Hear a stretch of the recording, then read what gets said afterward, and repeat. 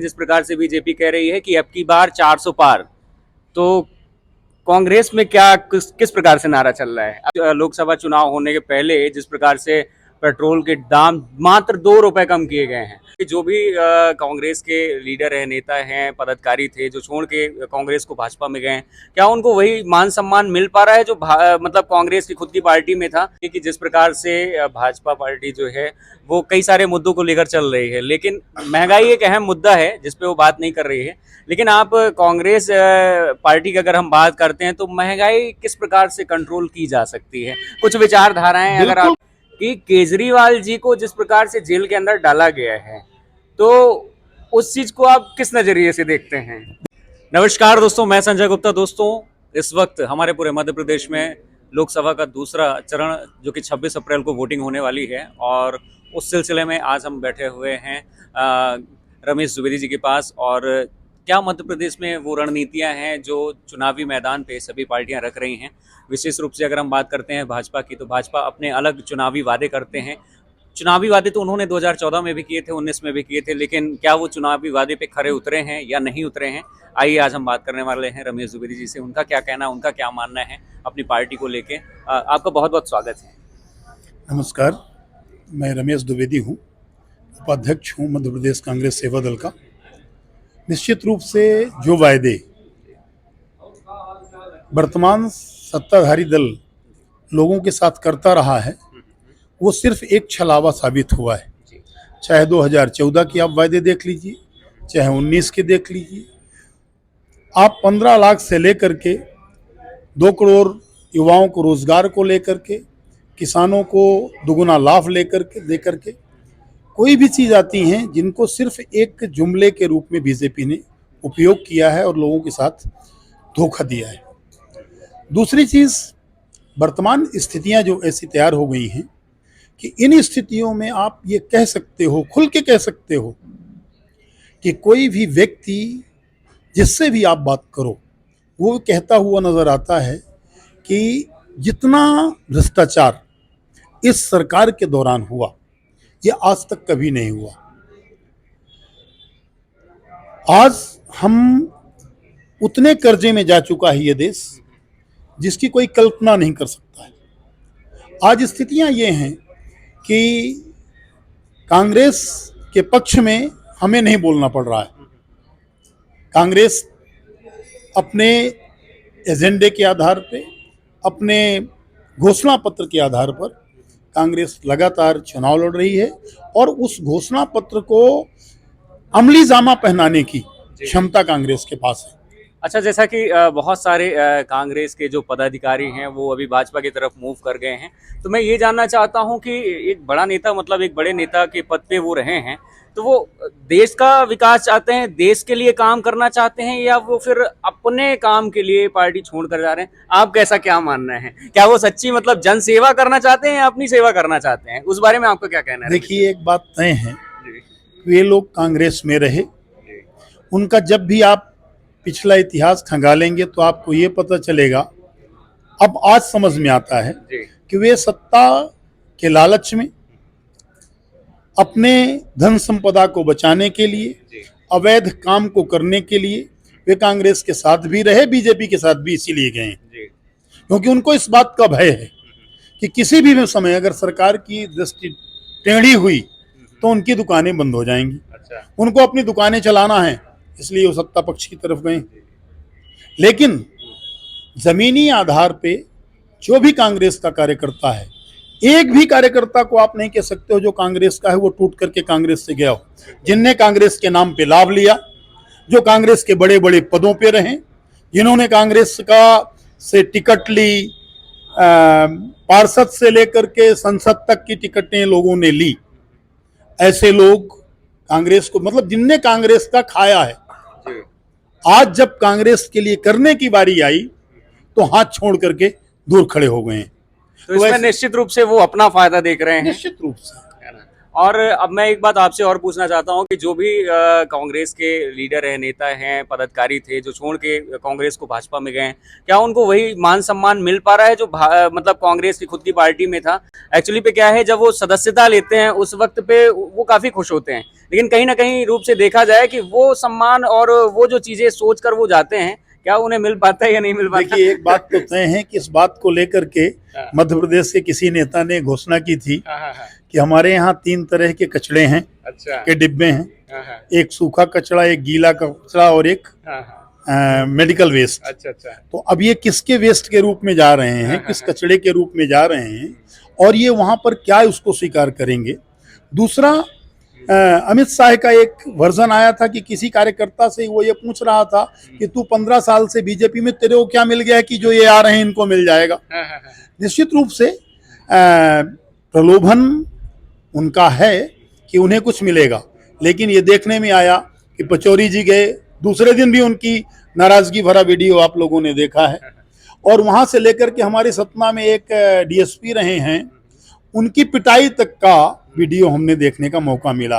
तो ये कांग्रेस के लोग वहां जाकर के अपमानित होने के लिए गए हैं कि सम्मानित होने के लिए गए हैं, मेरे कभी समझ में नहीं आया, क्योंकि हर जगह उनका सिर्फ अपमान हुआ है, सम्मान कहीं नहीं हुआ है। एक बात हम आपसे और जानना चाहेंगे कि जिस प्रकार से भाजपा पार्टी जो है वो कई सारे मुद्दों को लेकर चल रही है, लेकिन महंगाई एक अहम मुद्दा है जिस पे वो बात नहीं कर रही है, लेकिन आप कांग्रेस पार्टी की अगर हम बात करते हैं तो महंगाई किस प्रकार से कंट्रोल की जा सकती है? कुछ विचारधाराएं अगर बिल्कुल, आप कांग्रेस के पास आइडियोलॉजी है। जी। आपको एक बात बता दें कि अगर आप 2014 में क्रूड ऑयल की कीमत देखेंगे और आज क्रूड ऑयल की कीमतें देखें तो सीधे सीधे डीजल के काम रेट घटाए जा सकते हैं और महंगाई औंधे मुंह गिर जाएगी पूरे देश में। मैं ये चैलेंज करता हूं। जो रेट्स उस समय थे डीजल के, क्रूड ऑयल के, और वर्तमान के क्रूड ऑयल के अनुपात में अगर दोनों का कम किया जाए तो निश्चित रूप से औंधे मुंह महंगाई गिर जाएगी। महंगाई हटाना तो चुटकियों का खेल है। बीजेपी मात्र इस देश को लूटना चाहती है, आम आवाम को लूटना चाहती है। आप ये देखिए कि नोटबंदी के नाम पर उन्होंने महिलाएं जो अपने घर के बच्चों के लिए, परिवार में संकट में आने के लिए जो पैसा बचा रखती थी, वो पैसा ले आकर के बैंक में नोटबंदी के नाम पे कब्जा कर लिया। 400 पार की बात आई है। तो 400 का मतलब, मैं तो ये कहता हूं कि मिट्टी का तेल 400 पार, डीजल 400 पार, खाने का तेल 400 पार, और ये पूरी व्यवस्थाएं वो 400 पार की प्लानिंग कर रहे हैं। अच्छा अच्छा अच्छा, रेटों और इस बात को इस देश को समझना होगा। इस देश के लोग बहुत भोले भाले हैं, उनको ये बता तो ये रहे हैं कि हम 400 पार करके और संविधान को बदल देंगे। मतलब इस देश में लोकतंत्र को बदलने की साजिश बीजेपी की हो रही है। और उस बात को तो आरएसएस का कुछ वीडियो हमको देखने को मिला कि उसमें भी आरएसएस का मुख्यालय ये कह रहा है कि ऐसे लोग जो सत्ता को तानाशाही की ओर ले जाना चाहते हैं, एक व्यक्तिवाद की ओर ले जाना चाहते हैं, ऐसे लोगों के हाथ में हम सत्ता नहीं रहने देंगे। इसलिए वो कांग्रेस के समर्थन की बात कर रहे हैं, जबकि कांग्रेस का हमारा नेतृत्व लगातार आरएसएस के इस थ्योरी को, जो इन्होंने 1946 में ये दिया था, जनसंघ का एक प्रस्ताव था कि इस देश में तानाशाही, ये राजशाही नहीं खत्म की जानी चाहिए और ये लोकतंत्र नहीं लागू होना चाहिए। प्रस्ताव है जनसंघ का, मैं उसकी कॉपी आपको दे सकता हूं। और उन्होंने ये कहा था कि इस देश की सत्ता नेपाल राज प्रमुख को सौंप दी जाए।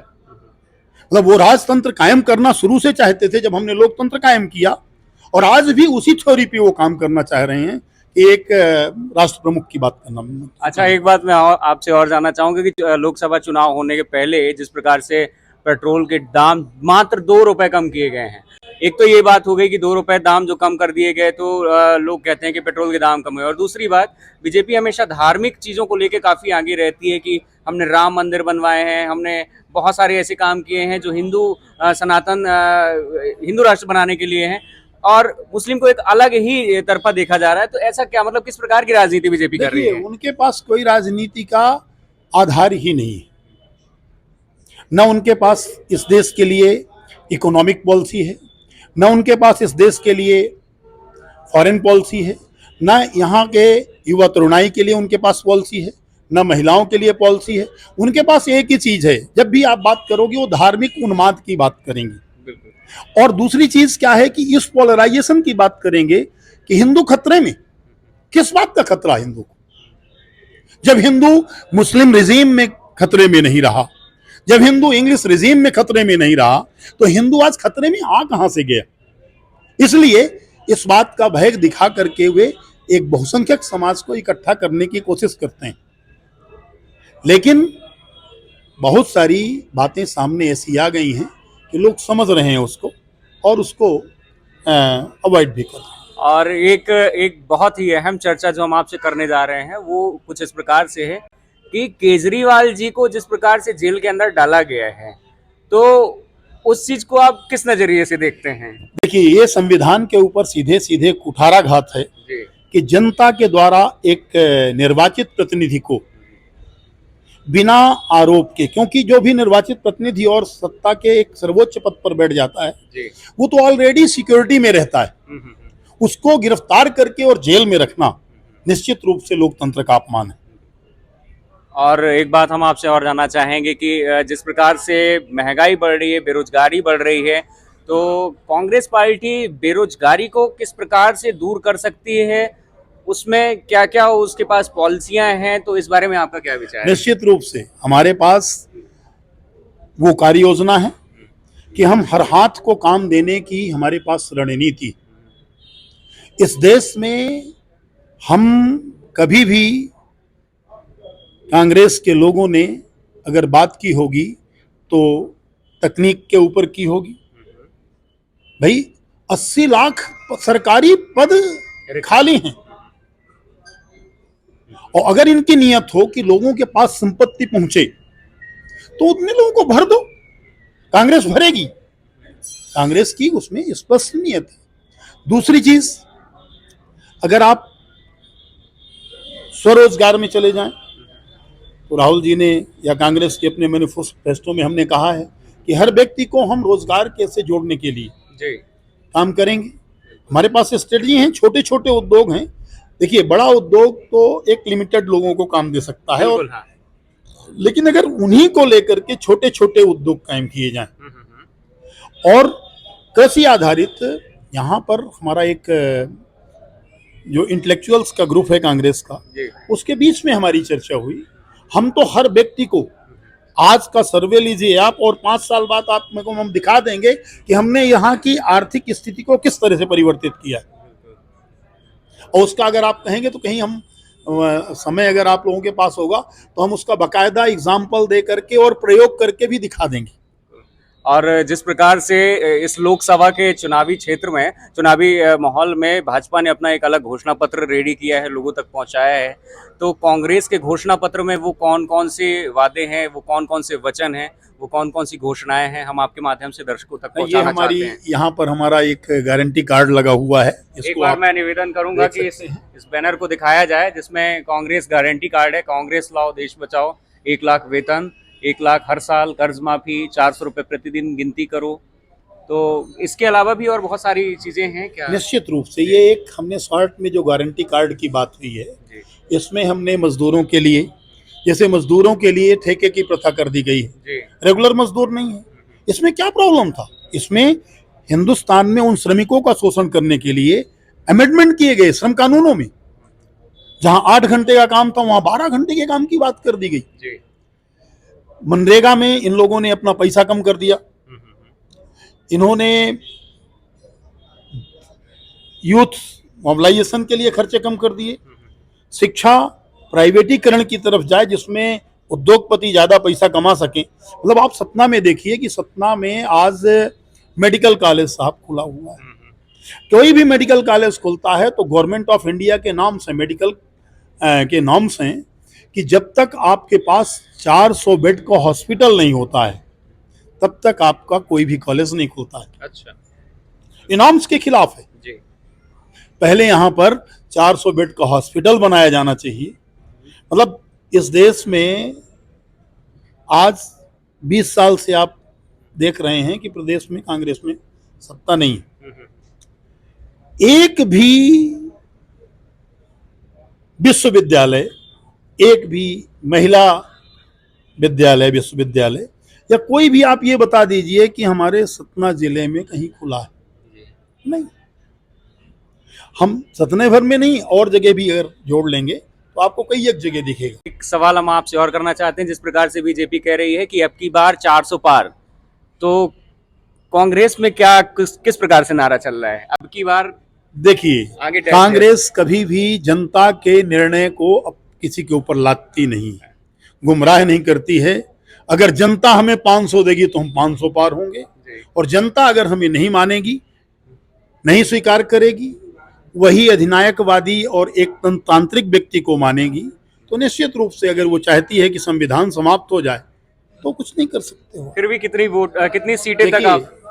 एक बात तय मान करके चलिए कि जो वर्तमान परिवेश है, उस परिवेश में बड़ा स्पष्ट है कि सरकार इंडिया गठबंधन की बन रही है। अच्छा, फिर भी लगभग कितनी सीटें आ रही है कांग्रेस की? देखिए, अनुमानित हमारा यह है कि 350 से ऊपर कांग्रेस को जाना चाहिए गठबंधन को लेकर के, और ज्यादा भी हो सकते हैं। वो हम ये नहीं कह सकते हैं पर्टिकुलर कि इतने पार की स्थिति हम बात करें। और बिल्कुल मैं आपको थोड़ा सा रोकना चाहूंगा, दरअसल काफी वक्त भी हो रहा है। वीडियो को देखने वालों का बहुत बहुत धन्यवाद जो वीडियो देख रहे हैं। और लास्ट में क्या अपील करना चाहेंगे जनता जनार्दन से? मैं सभी से यही हाथ जोड़कर विनती करता हूं कि अगर देश में लोकतंत्र को लागू रखना है, देश में आम आवाम की आवाज को उठाना है, दलित, पिछड़े, कमजोर तबके को मजबूत करना है, तो कांग्रेस के साथ आइए, कांग्रेस को वोट दीजिए। और जो जहां भी हों, इस देश में जहां भी खड़े हैं, कांग्रेस को वोट दे करके, कांग्रेस के प्रत्याशी को जिता करके, इंडिया गठबंधन के प्रत्याशियों को जिता करके इस देश की सरकार को बदलें, जिससे लोकतंत्र कायम रहे। धन्यवाद। चलिए, बहुत बहुत धन्यवाद। तो हमारे साथ जुड़े हुए थे रमेश दुबे जी, जिन्होंने अपने विचार हम सभी से साझा किए। दर्शकों, आप सभी का बहुत बहुत शुक्रिया। मैं हूं संजय गुप्ता। मिलते हैं अगले वीडियो में, तब तक के लिए नमस्कार।